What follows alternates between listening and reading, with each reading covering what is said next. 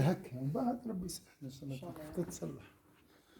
المهم اهم شيء الاعتقاد، الفكره، ومن بعد اللي يحصل يحصل ان شاء الله خير. ان شاء الله خير. اعوذ بالله من الشيطان الرجيم. بسم الله الرحمن الرحيم. الحمد لله رب العالمين الرحمن الرحيم مالك يوم الدين. اياك نعبد واياك نستعين واهدنا الصراط المستقيم صراط الذين انعمت عليهم غير المغضوب عليهم ولا الضالين امين. اللهم صل على سيدنا محمد وعلى ال سيدنا محمد كما صليت على سيدنا ابراهيم وعلى ال سيدنا ابراهيم، وبارك على سيدنا محمد وعلى ال سيدنا محمد كما باركت على سيدنا ابراهيم وعلى ال سيدنا ابراهيم في العالمين انك حميد مجيد. سبحان ربك رب العزة عما يصفون وسلام على المرسلين والحمد لله رب العالمين. Voilà la suite, Inch'Allah, de notre livre Le Nectar Cacheté. J'ai changé la version, cette fois c'est Le Nectar Cacheté, biographie du prophète sallallahu alayhi wa sallam, Cheikh Mubarak Kaffour, est traduit par Idriss Devos. Ça c'est notre traduction, Inch'Allah. La conversion de Sayyidina Hamza. La conversion de Sayyidina Hamza. L'islam Sayyidina Hamza. C'est dans ce ciel obscuri par la violence que perça un éclair illuminant le chemin des opprimés. يعني في هذا الجو المظلم من الاعتداء والظلم جاء نور اخترق هذا الظلام ورسم طريق الخلاص للمستضعفين. Il s'agissant de la conversion de Sayyidina Hamza ibn Abd al-Muttalib, Dieu soit satisfait de lui. Il embrassa l'islam à la fin de la 6e année de la prophétie. C'est l'Am Sedz al-Hijri, probablement durant le mois de Dhul Hijjah. Voilà les circonstances de cette conversion. Un jour, Abu Jahl croisa la route du prophète sallallahu alayhi wa sallam sur la colline de Safa, As-Safa al-Marwa, Qulb al-Haram, à 50 mètres de la Kaaba. Il lui causa quelques torts et l'offensa, mais le prophète sallallahu alayhi wa sallam demeura silencieux. Se saisissant d'une pierre, l'agresseur le frappa à la tête et le blessa à sang.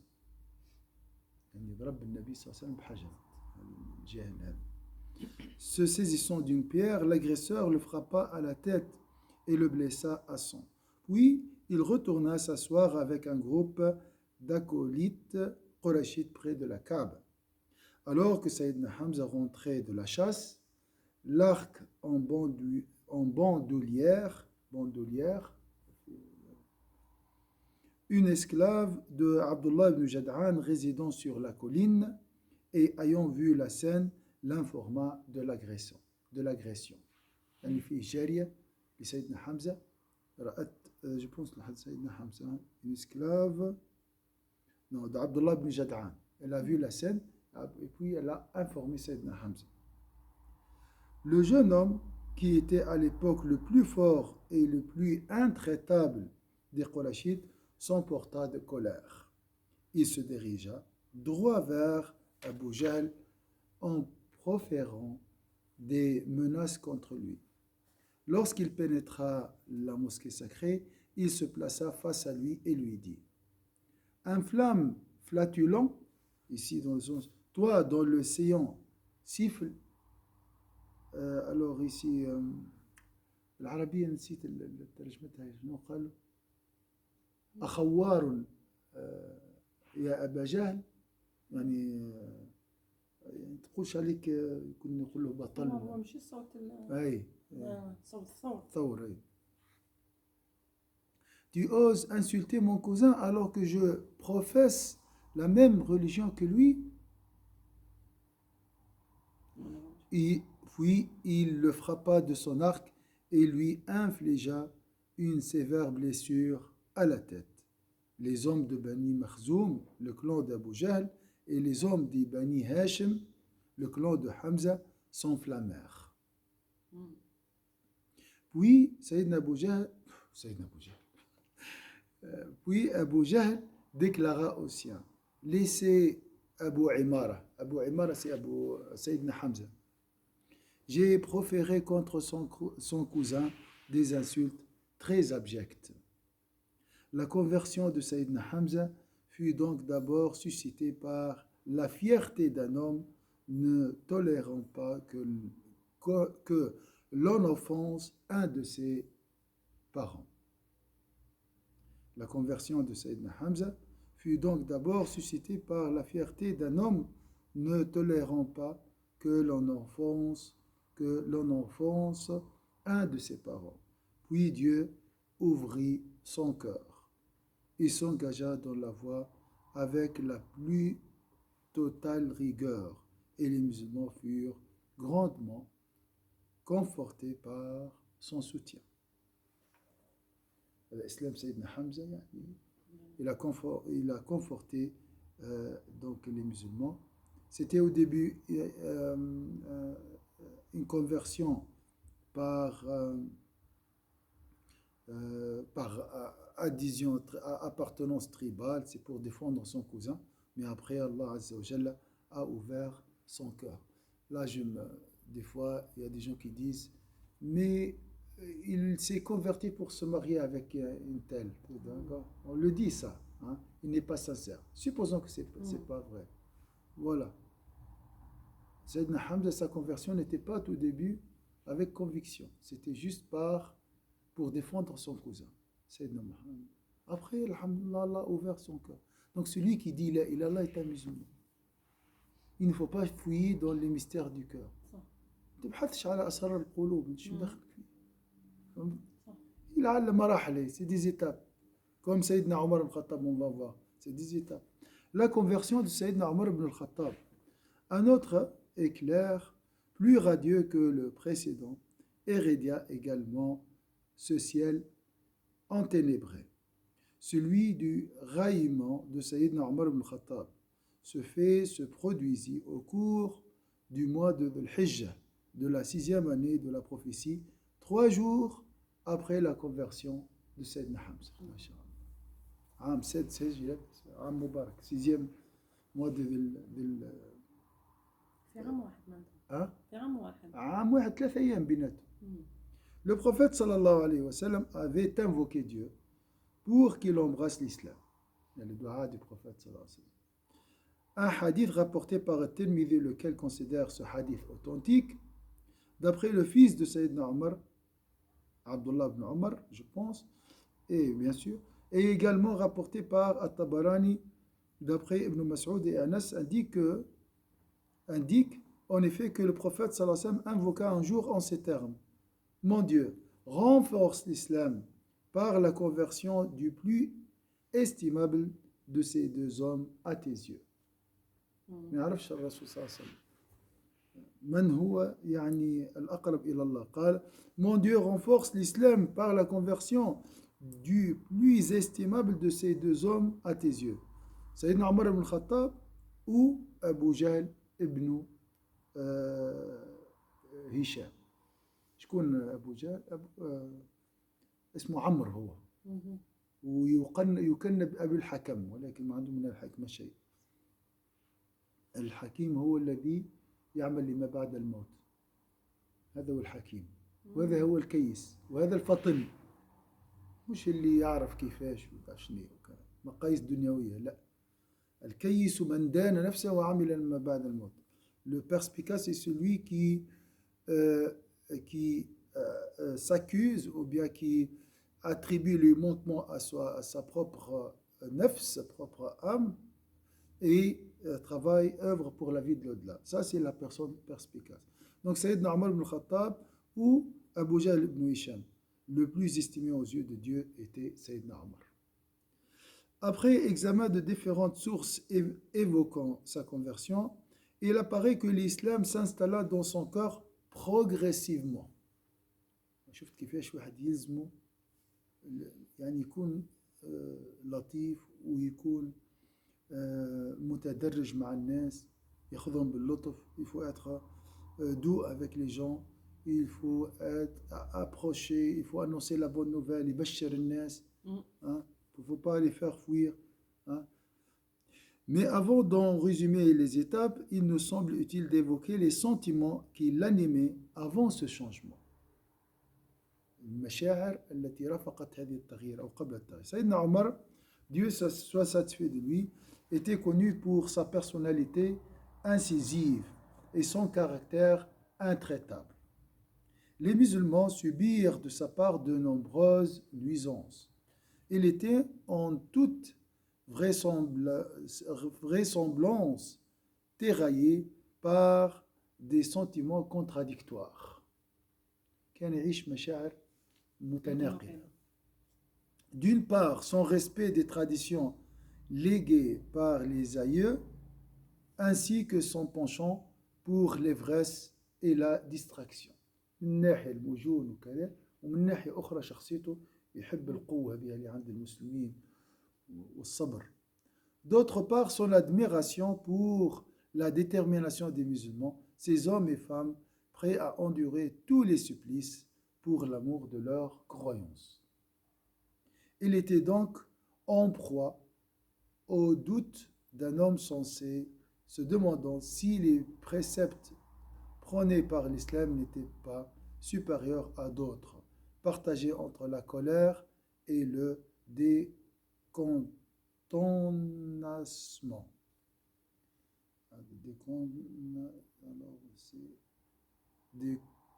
Décontenacement.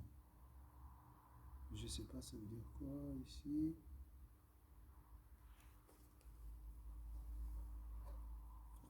Je ne sais pas, ça veut dire quoi. Donc entre la colère, peut-être, et la sagesse. En synthétisant et en résumant les diverses sources évoquant sa conversion, voilà ce qu'il ressort. Un soir. Donc ça, c'est peut-être la première étape où il vivait cette contradiction, la sagesse d'un côté, la distraction de l'autre côté, la colère d'une autre part. Un soir qu'il souhaitait dormir hors de chez lui, il se rendit à la mosquée sacrée et rentra dans l'espace sanctifié de la Kaaba. Il trouva là le prophète sallallahu alayhi wa sallam debout en prière. Celui-ci avait entamé la lecture de Surat al-Haqq. Il prêta l'oreille un moment et fut charmé par le tour mélodieux du Coran. Sayyidina Omar raconte, je me dis en moi-même, par Dieu, c'est un poète, comme les Qurayshites le disent. À ce moment-là, le prophète sallallahu alayhi wa sallam récita, c'est la parole d'un noble envoyé, ce n'est pas la parole d'un poète. إن هو إلا قول رسول كريم وما هو بقول شاعر قليلا ما تؤمنون. Gens de peu de foi. C'est la parole d'un noble envoyé, ce n'est pas la parole d'un poète, gens de peu de foi. Je me dis, alors, c'est donc un devin, kahin. Mais le prophète sallallahu alayhi wa sallam poursuivit, ce n'est pas la parole d'un devin. Il dit, في قلبه. فهمت؟ هو يسمع في النبي ويتكلم قلبه. Donc il entend le prophète et il parle à son cœur. Il a dit, ce n'est pas la parole d'un devin, gens de peu de mémoire. قليلا ما تذكرون. ما هو بقول كاهن قليلا ما تذكرون. C'est une descente de révélation du Seigneur des mondes. Tanzilun min Rabbil Alamin. À la suite de cela, l'islam pénétra dans mon cœur. Cet événement planta dans son cœur le premier germe de l'islam. Progressivement, donc le changement viendra toujours progressivement. Il y a des gens qui veulent, c'est ça le problème, l'homme est créé dans l'empressement. خلق الإنسان من عجل أو خلق الإنسان عجولا. Ça, c'est avec nous-mêmes, avec les autres, toujours. On veut le changement immédiat. Dans la société aussi. C'est pas possible. Il y a Sayyidina Omar, le calife du prophète sallallahu alayhi wa sallam. Cet événement planta dans son cœur le premier germe de l'islam. Il faut planter. Hein? Mais les penchants inhérents au temps de l'ignorance, l'esprit de clan, et la déférence envers la religion ancestrale dominait toujours son cœur, si bien qu'il continua à s'opposer activement à l'islam en dépit du sentiment naissant dessous cette écorce. Donc, toujours l'animosité contre l'islam, mais quand même il y a une couche d'amour ou euh, de- il y a quand même ce penchant à l'islam. Donc voilà, il vit ces sentiments contradictoires, comme on a vu. C'est un passage, subhanallah. هذه القناعة. Ça, c'est l'islam par conviction. Subhanallah. Bon, ça dépend de la personnalité. Il y a des personnes qui se convertissent d'un coup comme ça.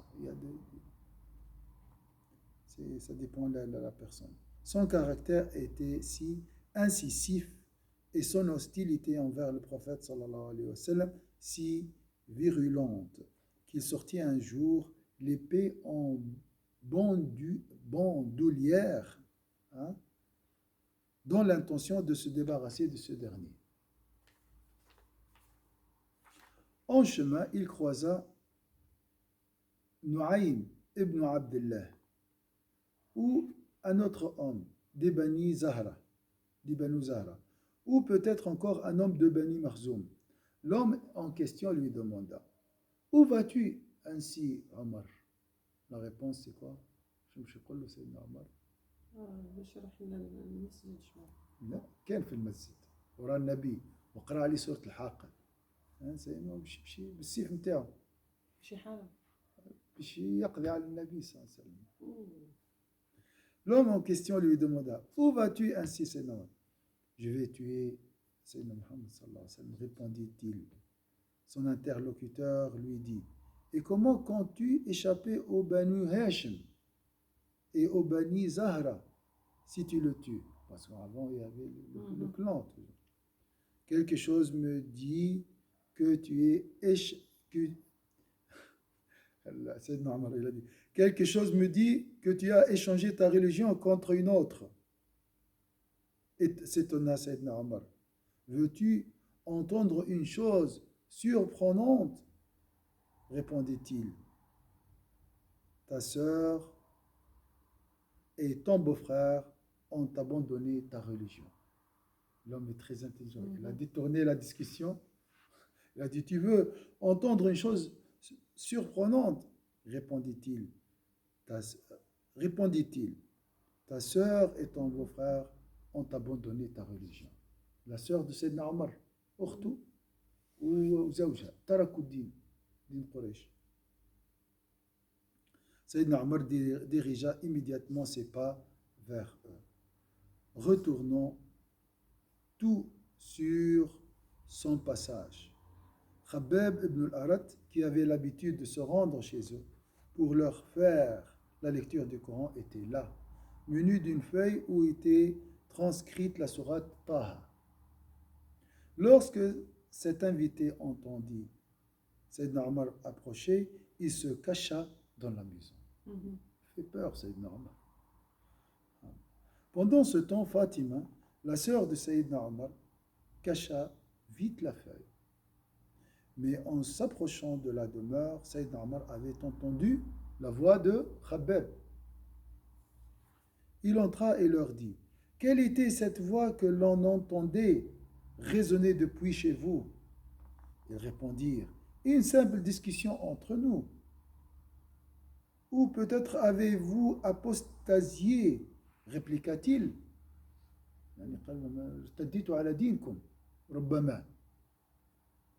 Son beau-frère lui dit alors: Omar, t'es-tu jamais dit que la vérité pouvait venir d'une religion autre que la tienne? Il lui sauta dessus, le mit à terre et lui asséna de violents coups de pied. Comme Fatima tenait de s'interposer, il la gifla. Le coup fut si fort qu'il ensanglanta son visage. دور فاطمة بنت الرسول Fatima, أخت Sayyidina Omar. أخته. La version de ce récit rapportée par Ibn Ishaq indique qu'il aurait frappé et blessé à la tête. Elle s'écria furieuse. Omar, et si la vérité venait d'une autre religion que la tienne? Quant à moi, j'atteste qu'il n'y ait de Dieu que Dieu et que Sayyidina Muhammad est son envoyé. Lorsque Sayyidina Omar vit que la violence s'y faisait rien et qu'il venait de maculer de sang le visage de sa sœur, il fut pénétré de regret et de honte. Il leur déclara: Donnez-moi donc ce livre que vous étiez en train de lire, que je vois ce qu'il dit. Sa sœur lui répondit: Tu es impur, et seuls les gens purifiés peuvent le toucher. Va donc te laver. Sayyidina Omar s'exécuta, puis prit la feuille. Il commença à lire: Au nom de Dieu, le tout miséricordieux, le très miséricordieux. Il fit remarquer: Ce sont là des noms aimables et purs. من البداية بدي افتح عليه ربي قرأ بسم الله الرحمن الرحيم. Ce sont là, il a dit, des noms aimables et purs. Asma jamila wa tayyiba. Bismillah ar-Rahman ar-Rahim. Puis il lut la sourate jusqu'au verset: En toute vérité, je suis Dieu, et né de Dieu en dehors de moi. Adore-moi donc et accomplis la prière pour te souvenir de moi. Inni ana Allahu la ilaha illa ana fa'budni wa aqim as-salata li dhikri. شوف تقول عليه يتكلم مع سيد. فهم سيدنا عمر, il a compris que Allah Azza wa Jalla s'adresse à lui. أقم الصلاة لذكري إنني أنا الله لا إله إلا. C'est مع سيدنا موسى. لكن طبيعة سيدنا موسى هي طبيعة سيدنا عمر. قوي سبحان الله. Sayyidina Omar déclara alors: Comme ces paroles sont belles et pleines de noblesse, indiquez-moi où se trouve Sayyidina Muhammad. بالكلمة شوف أهمية الكلمة. أحيانا نحقر الكلمة تصنت لعل الله أعلم. Lorsque Khabbab entendit ces paroles de Sayyidina Omar, il sortit de la pièce où il s'était caché et lui dit: Réjouis-toi, Omar, j'ai bon espoir que tu sois bénéficiaire de la prière que le prophète sallallahu alayhi wa sallam a adressée jeudi soir. Mon Dieu renforce l'islam par la conversion de Sayyidina Omar ibn al-Khattab ou d'Abu Jahl ibn Hashim. L'envoyé de Dieu sallallahu alayhi wa sallam se trouve dans la demeure située au pied de As-Safa. Voilà. Sayyidina Omar prit son épée et rendit à la demeure qu'on lui avait indiquée. On va voir, Inch'Allah, la prochaine fois comment Sayyidina Omar va agir là-bas chez Sayyidina Muhammad sallallahu alayhi wa sallam. Voilà la conversion de Sayyidina Hamza et Sayyidina Omar. نعم سيدنا عمر اللي سلم قبل سيدنا حمزة. Il فرق 3 أيام يعني, il n'y a pas beaucoup de différence, la même année. بارك الله فيك إن شاء الله. جزاك الله خير. أعوذ بالله من الشيطان الرجيم. بسم الله الرحمن الرحيم. والعصر إن الإنسان لفي خسر إلا الذين آمنوا وعملوا الصالحات وتواصوا بالحق وتواصوا بالصبر. سبحانك اللهم وبحمدك نشهد أن لا إله إلا أنت نستغفرك ونتوب إليك. سبحان ربك رب العزة عما يصفون وسلام على المرسلين والحمد لله رب العالمين. بارك الله فيك.